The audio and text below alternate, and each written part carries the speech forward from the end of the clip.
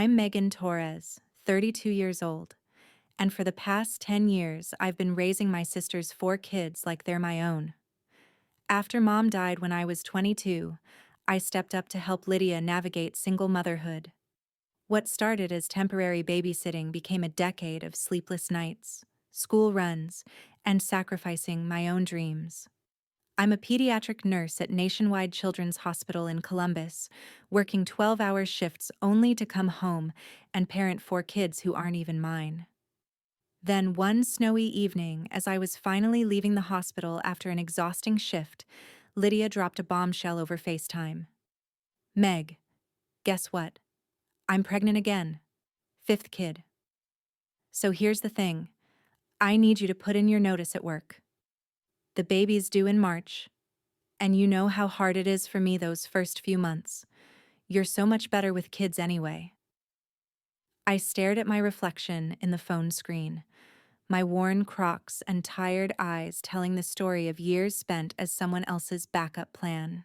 The antiseptic smell of the hospital clung to my scrubs as I watched her smile, already planning my life without asking. Did it ever occur to you, Lydia, that I might have a life of my own? The line went dead. In the distance, a heart monitor beeped its steady rhythm, matching my racing pulse. Looking back, I can trace this mess to the day Mom died. I was 22, fresh out of nursing school, while Lydia was 25 with 2-year-old Jamie. Dad had already retreated into his bourbon bottle, and suddenly we were orphans trying to figure out how to be adults. Just help me for a few months, Lydia had begged, standing in my tiny apartment doorway with Jamie clinging to her leg, until I get back on my feet. That was 10 years ago. Mom always said I was the responsible one, the one who'd take care of everyone. Even as kids, when Lydia got in trouble, I'd cover for her. When she forgot homework, I'd help her finish it before school. Maybe that's why, when she showed up pregnant again with Ella, then the twins, I kept saying yes to just a little more help. The pattern was insidious. First it was watching Jamie while Lydia worked. Then it became pickup from daycare because she had to work late. Then doctor visits because you understand medical stuff better. Before I knew it, I was the one signing school forms, buying school clothes, staying up all night with fever and nightmares. Every day felt like a never-ending battle. My alarm screamed at 5:30 a.m., and I'd stumble to find Jamie, 10, and Ella, 8, fighting over the last Pop-Tart while the twins, Max and Mia, spilled juice across the kitchen counter. "You ate mine yesterday!" Ella shouted. I'd split the pastry, mop up juice, and braid Mia's hair before gulping lukewarm coffee and herding everyone into my Honda Civic. The drive to 3 different schools was pure chaos, Jamie blasting music, Ella complaining about homework, Max asking endless questions, and Mia singing off-key Disney songs. At work, I moved through the pediatric ward caring for other people's sick children, while knowing 4 more waited at home. Nurse Patel had been hinting about a charge nurse position, but my constant emergencies weren't helping. "Megan, we need to discuss your attendance. 3 emergency leaves this month alone." After my 12-hour shifts, I'd race home to find homework scattered everywhere and the TV cranked loud. Lydia worked nights at the call center with her boyfriend Derek, leaving with a mumbled, "Thanks for keeping everything together." My only escape came after 9 p.m. I'd try to study for my BSN degree, but staring at admission requirements at midnight felt like looking at someone else's dreams. My eyes would burn from the laptop screen until I'd doze off, waking to dead batteries. One night, Ella appeared like a small ghost. "Aunt Meg? Why do you always look so tired?" "Just trying to keep up, sweetheart." I forced a smile. She hugged me tight, and for a moment I felt needed. But then reality hit. Needed for what? This wasn't building my future. It was maintaining someone else's present. I started tracking expenses. School supplies, $47. Dance shoes, $23. Inhaler copays, $30. Grocery runs, $85 weekly. My nursing shoes had holes, but new ones cost $120 I didn't have. Derek contributed nothing except empty beer bottles. "You're so good with them," Lydia would say whenever guilt crept in. But it wasn't praise. It was justification for a system that had absorbed my entire life. The worst part was watching my career stagnate while my nursing school classmates advanced. Sarah had become a nurse practitioner. Jessica got her MSN and moved to pediatric oncology. Maria was teaching at the university now. Meanwhile, I was still working the same floor, missing continuing education conferences because of school plays and soccer games. At staff meetings, I'd sit there exhausted while colleagues discussed research projects and career advancement opportunities. Dr. Martinez would mention new protocols, and I'd realize I'd missed the training because Ella had strep throat. The charge nurse position had been posted for months, but everyone knew I wasn't reliable enough for management. "We need consistency in leadership," Nurse Patel had said diplomatically when I'd asked about applying. The kids weren't the problem. Jamie's dry humor reminded me of Dad before the drinking. Ella's shy smiles when she understood math problems made my heart swell. Max's endless questions about everything kept me laughing despite exhaustion. Mia's clingy hugs made me feel essential to her world. But I wasn't their parent, and the weight of being everything to everyone was crushing me. I called my friend Sarah, a nurse practitioner who'd advanced while I stayed stuck. "I'm drowning, Sarah. I love them, but this isn't my life." "You're not their mom, Megan. When's the last time you applied for that BSN program?" The breaking point came during my day off. I was catching up on continuing education when Lincoln Elementary called. "Ms. Torres, we have Mia with breathing difficulties. Can't reach her mother." I raced to find Mia wheezing, then spent 2 hours in the ER at my own hospital. Colleagues watched as my personal chaos spilled into their weekend. Lydia arrived hours later, perfectly styled despite sleeping, immediately taking photos for social media. "This is so scary. #MomLife." Dr. Rodriguez pulled me aside. "This is the 4th family emergency this month. It's affecting your professional standing." Later, I overheard colleagues discussing the charge nurse position. "They need someone more reliable. You know how Megan's always dealing with family drama." A week later, Lydia burst in with Derek, glowing with excitement. "I'm pregnant. 5th kid," she announced. My chest tightened. Another child when I was already stretched beyond my limits. Over dinner, she dropped the real bomb. "You're so natural with kids, Meg. We need you to go part-time at the hospital when the baby comes. Focus on childcare full-time." Go part-time? I froze. We're both pulling extra shifts. With the baby, we can't handle everything. Plus, you could contribute $400 monthly for expenses since you live here. $400 while I was already spending my savings on their kids' needs. I'm already doing everything. I can't cut hospital hours. Lydia's eyes narrowed. "You're using our space, eating our food. You owe us." "It's just temporary," Derek added casually. Temporary? I'd been their safety net for a decade. The next day, I called Sarah.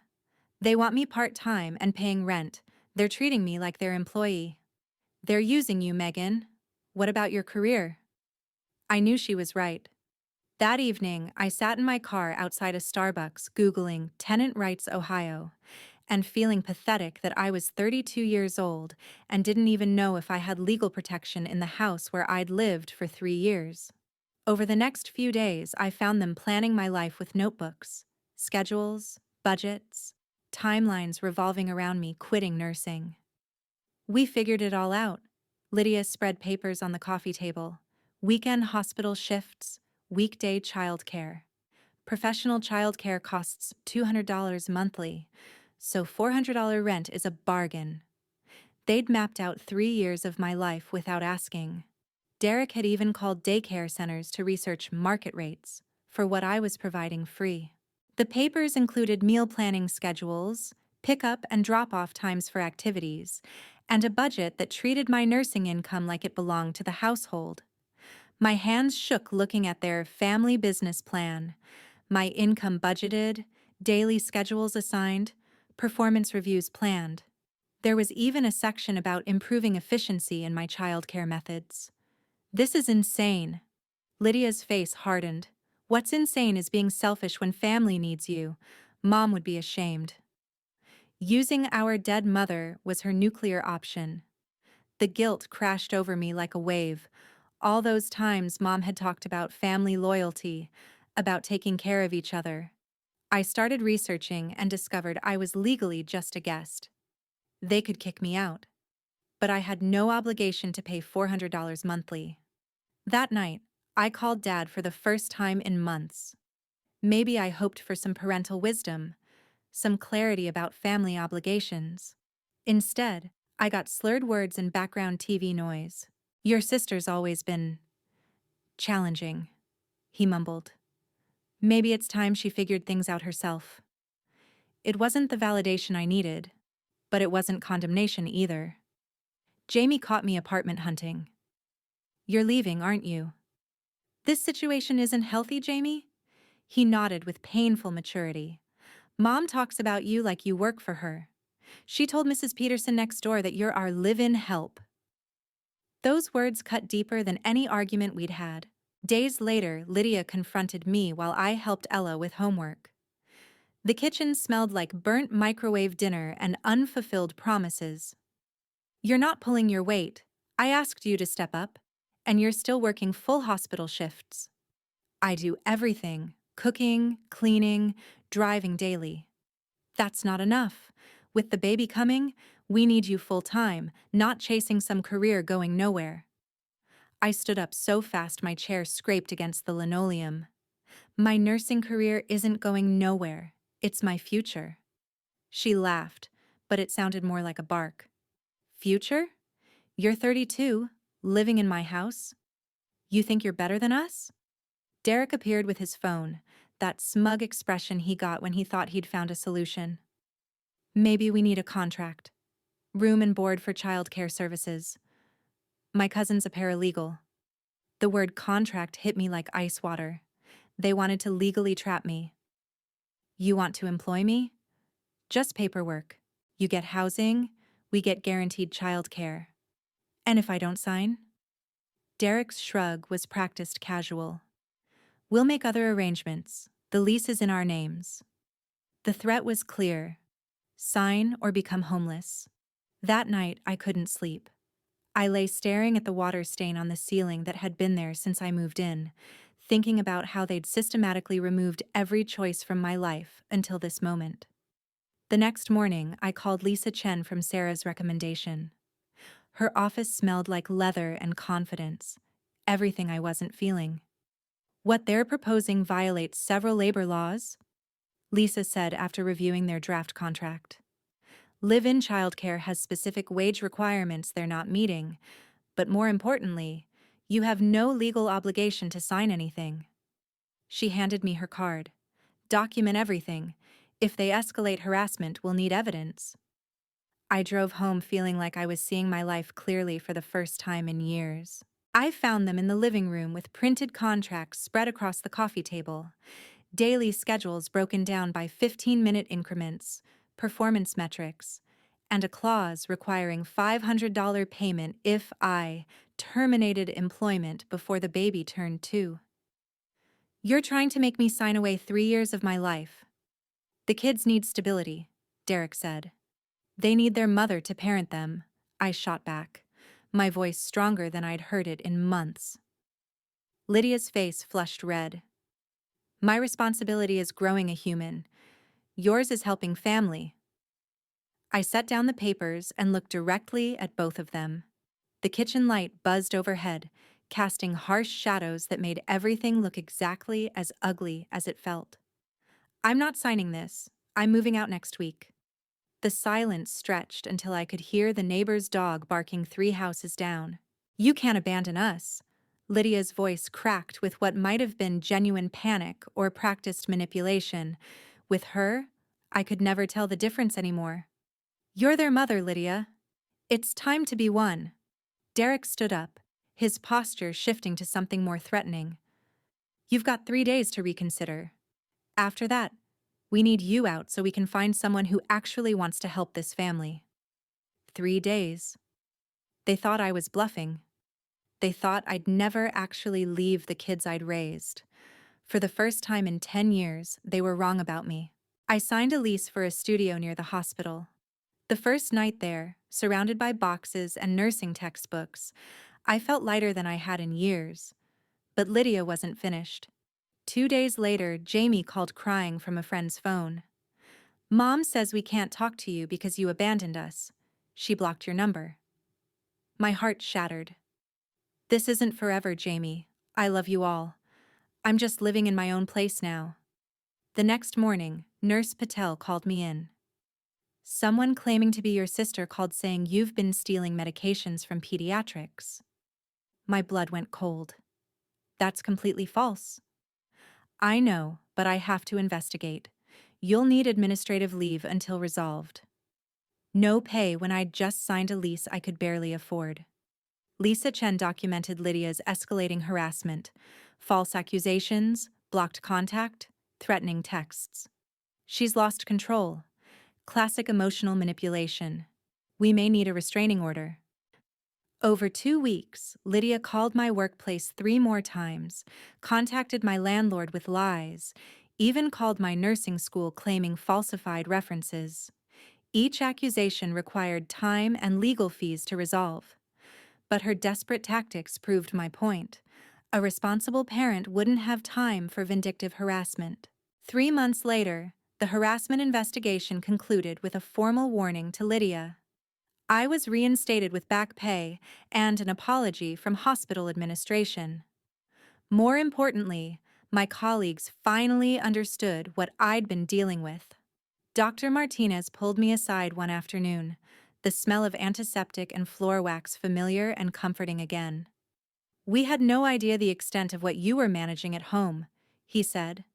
Your dedication to patient care never wavered, even under that pressure. That's real leadership. Nurse Patel approached me about the charge nurse position the following week.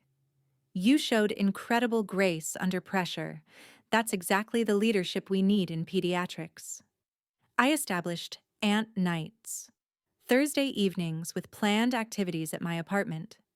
The first time the kids visited, Mia ran straight to me and wrapped herself around my legs like she hadn't seen me in years instead of weeks.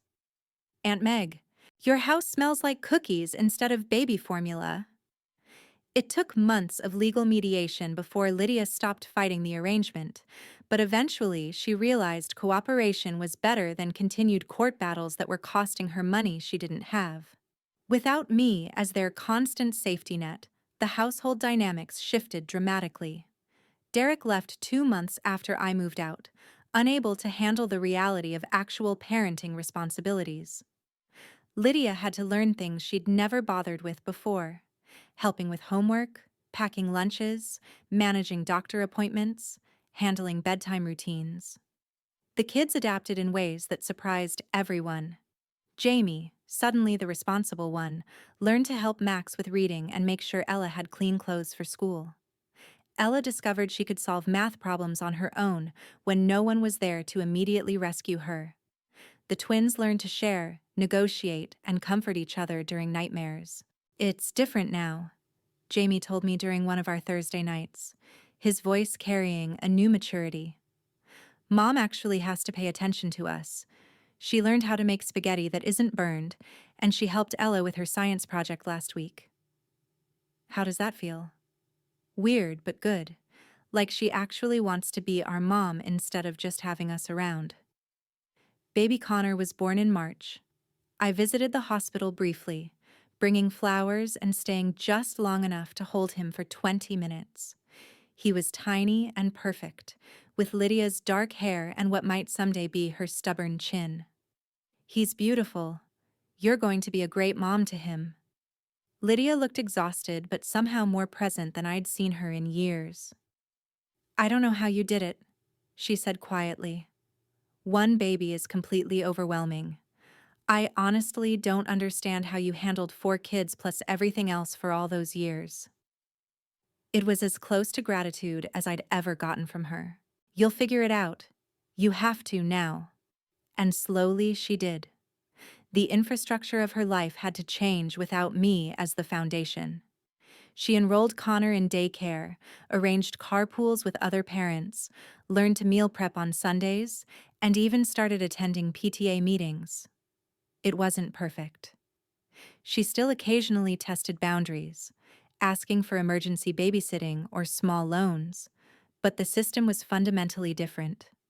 She couldn't default to calling me every time something went wrong.